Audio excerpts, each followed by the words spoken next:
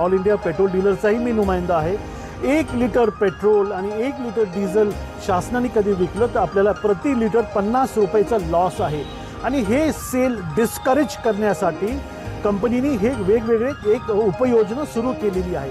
त्यामध्ये सर्वात अगोदर जे पेट्रोल पंपवाल्याला 15 दिवस 9 दिवस 6 दिवस जे काही त्यांची क्रेडिट लाईन होती ते ऑइल कंपनीने इमिजिएटली विड्रॉ केलेली आहे आणि पंपवाल्यांना क्रेडिट भेटत नाही।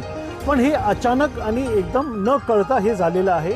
यामध्ये पंपवाल्यांनी काय आपले जे उधारी कस्टमर्स आहेत त्यांना 3 महिने 60 डेज 90 डेजचं क्रेडिट दिलेलं होतं।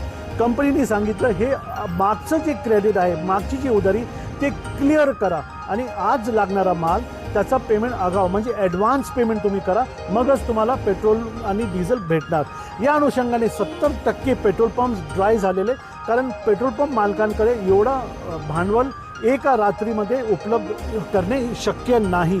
त्यामुळे आपण हे जे पंप बंद दिसतोय आणि आज रामनवमीची सुट्टीमुळेही बहुत सारे पंप्स तुम्हाला बंद दिसत आहे, हे त्याचं मूळ कारण आहे।